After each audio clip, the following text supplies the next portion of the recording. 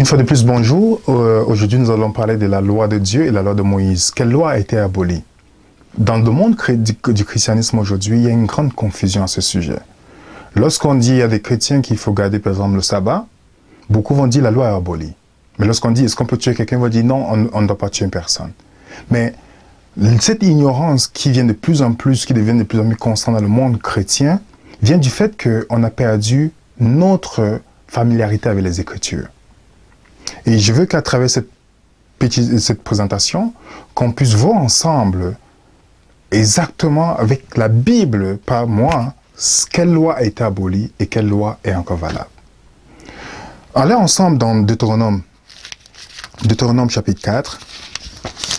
Deutéronome chapitre 4. Deutéronome chapitre 4, le verset 13. Ouais. Voilà ce que la parole de Dieu dit. Déjà, il faut comprendre une chose avec la Bible. Pour établir un fait dans la Bible, il faut au moins 2 ou 3 versets. La Bible dit dans Nombre 35, verset 30, Deutéronome 17, verset 6, Deutéronome 19, verset 15, Matthieu 18, verset 16 nous dit, pour établir un fait, il faut au moins 2 ou 3 témoins. Donc, il nous faut au moins 2 ou 3 versets pour confirmer notre but, notre point. Dans Deutéronome 4, verset 13 nous dit, il publia son alliance, qu'il vous ordonna d'observer les 10 commandements, il les écrivit sur 2 tables de pierre. Et en ce temps-là, l'Éternel me commanda de vous enseigner des lois et les ordonnances, afin que vous les mettiez en pratique dans le pays que vous allez prendre possession. On voit d'une manière très simple ici. Regardez bien dans le verset 13. Il publia son alliance. Qui? Moïse parle de Dieu ici. Il dit les 10 commandements qu'il vous ordonne d'observer. Et ensuite, on dit, et dans ce temps-là, le Seigneur, l'Éternel, me commanda de vous enseigner. On voit 2 lois ici. La loi que Dieu ordonne à Moïse, à tout le peuple d'observer, et la loi que Moïse enseigne au peuple. 2 lois. Vous allez me dire, oh, est-ce que c'est tout? Est-ce qu'on peut s'attarder sur un verset comme ça pour confirmer? Non. On va aller dans un autre verset qui peut encore nous donner plus de lumière sur le sujet. Alors, dans Exode 31, verset 18. Dans 2 Rois 21, verset 8. 2 Rois 21, verset 8. Dans 2 Rois 21, verset 8, voilà ce que la parole de Dieu nous dit. Je ne ferai plus errer le pied d'Israël hors du pays que j'ai donné à ses pères, pourvu seulement qu'ils aient soin de mettre en pratique tout ce que je leur ai commandé et toute la loi que leur a prescrit mon serviteur Moïse. Est-ce que vous voyez ici, mes frères et sœurs? 2 lois. Donc, je ne vais plus faire errer Israël, pourvu seulement qu'ils font ce que je leur ai commandé. Qu'est-ce que Dieu a commandé à Israël? Les commandements de Dieu et la loi que Moïse a enseignée. Et on va aller dans un autre texte, encore pour voir d'une manière claire. Daniel chapitre 9, le verset 11. Daniel chapitre 9, le verset 11. Daniel chapitre 9, verset 11 nous dit, « Tout Israël a transgressé ta loi. » Comprenez bien, Daniel, c'est là la prière de repentance que Daniel fait pour intercéder pour le peuple. Il dit, « Tout Israël a transgressé ta loi et s'est détourné pour ne pas écouter ta voix dans la voix de Dieu. Alors se sont répandues sur nous les malédictions, les imprécations qui sont écrites dans la loi de Moïse, serviteur de l'Éternel, parce que nous avons péché contre Dieu. » Donc quand Israël pêche contre la loi de Dieu, la malédiction vient de quelle loi? La loi de Moïse. Vous allez me dire, mais comment c'est possible? Mais il n'y a aucun endroit dans les 10 commandements qui dit de lapider quelqu'un qui est sur le sabbat. Il n'y a aucun endroit où ça vient de la loi de Moïse. Il n'y a aucun endroit qui dit de lapider une telle personne parce qu'elle a commis l'adultère. Ce n'est que dans la loi de Moïse qu'on voit ça. Donc, la loi de Dieu, on péché contre la loi de Dieu, la condamnation vient de la loi de Moïse. Je vais prendre un exemple très simple. Nous sommes chrétiens, pour ceux qui vivent en France ou ceux qui vivent au Canada. Lorsque je vis dans un pays, j'ai 2 lois devant moi en tant que chrétien. J'ai la loi de Dieu et j'ai la loi de la nation dans laquelle je vis. Si je pêche peut-être que je conduis, je coigne quelqu'un, la personne meurt, je peux demander pardon à Dieu et Dieu me pardonne. Mais la condamnation va venir de quelle loi? La loi de la nation dans laquelle je vis. Parce que Israël est une nation. Et on va aller plus loin. Maintenant, regardons de plus près l'importance de ces deux lois. Dans Exode 31, on va lire ensemble. Exode, je vais juste préciser, Exode 31, le verset, Exode chapitre 31, le verset 18, nous dit ceci. Lorsque l'Éternel eut achevé de parler à Moïse sur le mont Sinaï, il lui donna les 2 tables de pierre de témoignage, tables de pierre écrites du doigt de Dieu. Il y a une chose très... Le Saint-Esprit inspire Moïse et le dit. Pourquoi? Parce que Dieu n'est pas comme vous et moi. Il va vous donner un papier et puis il va vous dire, j'ai changé d'idée. C'est les 2 tables. Quand Moïse a cassé les 2 tables, Dieu a dit, ramène ces 2 tables. Ramène ces 2 tables. Et je vais réécrire et il l'a donné à Moïse. Il n'a pas dit, Moïse, écris, tu sais déjà ce que je t'ai dit. Pourtant, Moïse était rempli du Saint-Esprit. Il a dit, non, ramène, je vais écrire. Les 10 commandements étaient écrits de la main, des doigts de Dieu. Mais qui a écrit la loi de Moïse? On va aller ensemble dans Deutéronome 31 pour voir qui a écrit la loi de Moïse. Deutéronome 31. Deutéronome 31. Je vais lire le verset 24 à 26. Lorsque Moïse eut complètement achevé d'écrire dans un livre les paroles de cette loi, il donna cet ordre aux Lévites qui portaient l'âge de l'alliance de l'Éternel. Prenez ce livre de la loi, mettez-le à côté de l'âge de l'alliance de l'Éternel, votre Dieu. Il sera là comme témoin contre vous. Remarquez bien. La loi de Dieu écrite par Dieu, la loi de Moïse écrite par Moïse. Et la loi de Dieu restait dans l'âge de Dieu. La loi de Moïse restait à côté de l'âge. Et c'était une loi qui était là, qui était témoin contre qui? Contre le peuple. Pourtant, il n'y a aucun endroit dans la Bible où la loi de Dieu est contre nous.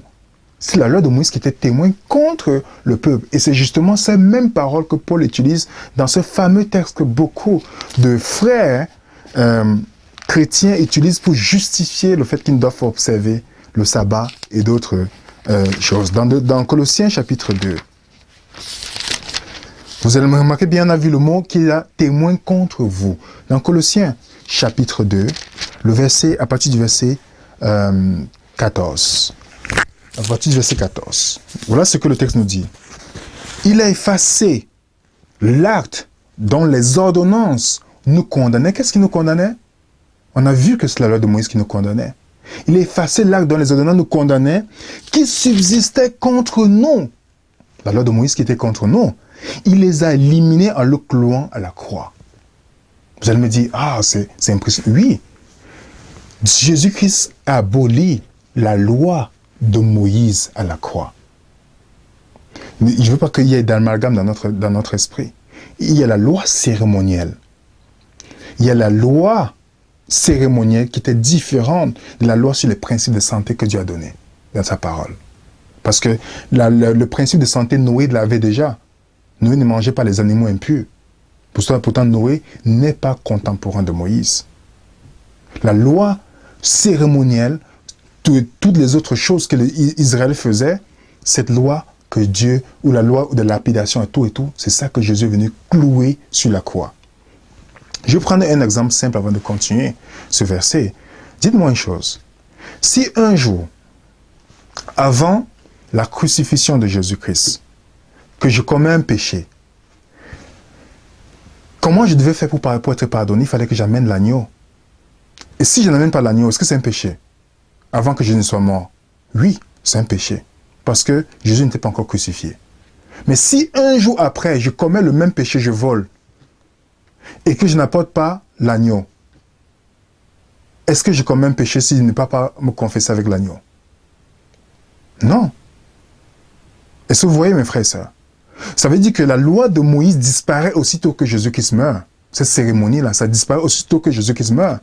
Mais si, un jour avant, je vole, est-ce que c'est toujours le vol? Un jour avant la crucifixion de Jésus-Christ, oui, c'est un vol. Mais si un jour après la crucifixion de Jésus-Christ, que j'ai volé, est-ce que ce n'est pas toujours le vol? Oui, c'est le vol. Ça veut dire que la loi, le fait que je sois mort, ça n'annule pas la loi de Dieu. Mais ça annule la loi cérémonielle qui est derrière.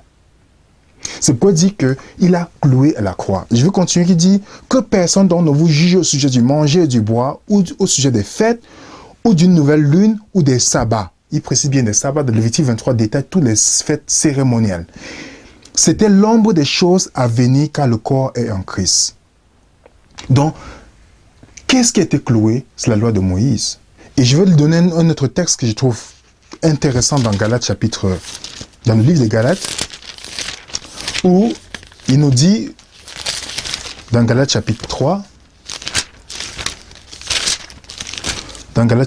le verset 13 nous dit, Christ nous a rachetés de la malédiction de la loi, étant devenu malédiction pour nous. Donc la malédiction qui était la condamnation qui venait lorsque je transgresse la loi de Dieu, qui devait tomber sur moi, Christ est venu, il est devenu malédiction. Dans 2 Corinthiens 5, verset 19, on dit, il est devenu un péché, au verset 21, pour nous, en devenant péché pour nous.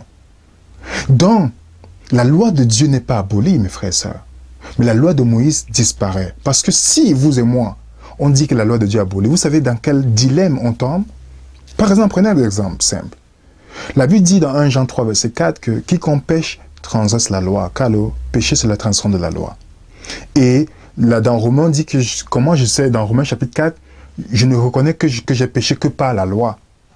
Si je dis qu'il n'y a pas de loi, vous savez ce que ça me donne directement, mes frères et sœurs? S'il n'y a pas de loi, sachant que le salaire du péché, c'est la mort, s'il n'y a pas de loi, ça veut dire qu'il n'y a pas de péché, parce que comment je sais que j'ai péché, ce n'est pas la loi. S'il n'y a pas de loi, il n'y a pas de péché. S'il n'y a pas de péché, il n'y a pas de mort, puisque le salaire du péché, c'est la mort. Alors, s'il n'y a pas de loi, il n'y a pas de péché. S'il n'y a pas de péché, s'il n'y a pas de péché, ça veut dire qu'il n'y a pas de mort.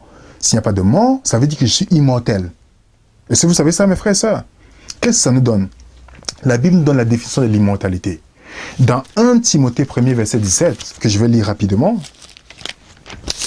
1 Timothée 1er, verset 17 nous dit, ô roi des siècles, immortel, invisible, seul Dieu, soit l'honneur et la gloire au siècle des siècles. Amen. Et dans 1 Timothée 6, à partir du verset 14,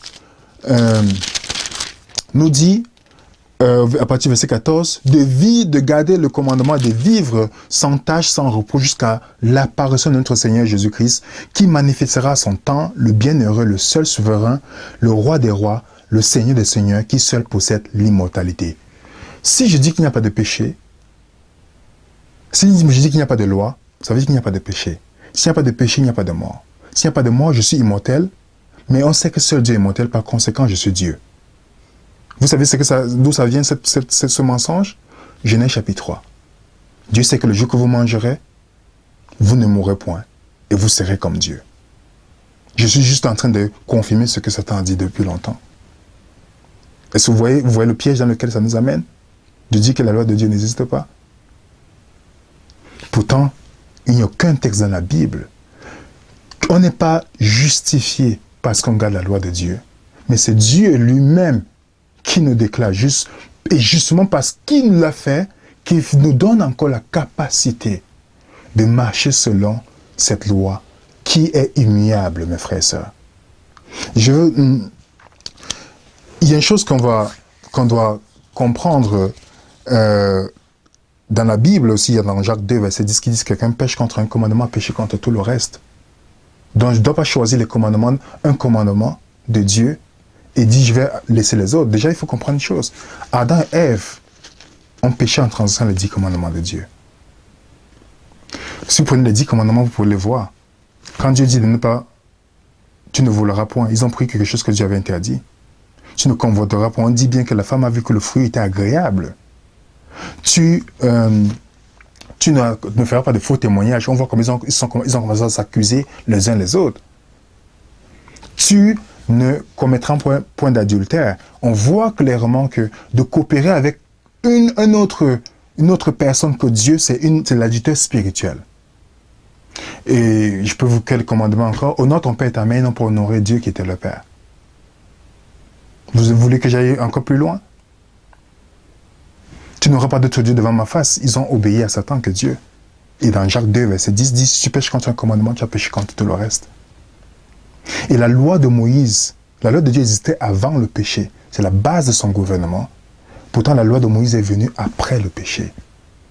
Et c'est cette loi-là que Jésus est venu détruire, afin de nous amener dans la réconciliation. Vous savez pourquoi Jésus est venu, mes frères et sœurs? Parce que plusieurs fois, Dieu a donné son alliance à Adam. Adam a échoué dans cette alliance. Après, Noé est venu, Noé a échoué dans l'alliance. Abraham a échoué dans l'alliance. Chaque fois que Dieu voulait, il permettait à l'homme, parce que quand on fait l'alliance, il y a Dieu, il y a l'homme, donc qui doivent remplir. Lorsque je signe un contrat avec vous, je remplis ce contrat et on serre la main pour dire, ok, je vais remplir ma part et toi tu vas remplir ta part. Et l'homme a toujours échoué, Dieu était toujours fidèle dans son alliance avec l'homme. Mais comme l'homme continue à tomber, Dieu a dit finalement, je fais ma part, l'homme n'arrive pas à faire ma part, il faut que Dieu devienne homme pour remplir la condition de l'homme. Comme ça, à travers Jésus-Christ qui devient homme, il remplit cette condition, c'est comme ça que l'homme est racheté, mes frères et sœurs. C'est pourquoi on doit mettre notre foi en Jésus-Christ, qui va justement nous permettre de marcher dans l'obéissance totale des commandements de Dieu. Donc la loi de Dieu est encore valable, mes frères et sœurs. C'est l'expression même de son caractère. Et c'est cette loi que Satan haït plus, mes frères et sœurs. Parce que c'est une loi d'amour. C'est des paroles que Dieu donne parce qu'il ne veut pas que nous mourons, mes frères. C'est la raison pour laquelle Dieu a dit de ne pas avoir un autre Dieu devant notre face. C'est pour nous. C'est pour nous protéger. Vous savez ce que ça fait lorsqu'on a notre Dieu, on fait notre Dieu à notre image? C'est une insulte pour nous, mes frères et sœurs. Parce que Dieu a déjà fait quelque chose à son image, qui est vous et moi. Pourquoi on va faire une autre image pour adorer Dieu? Tous les commandements de Dieu, c'est pour nous protéger, parce qu'il veut que nous vivons, pas parce qu'il veut nous condamner, mes frères et sœurs.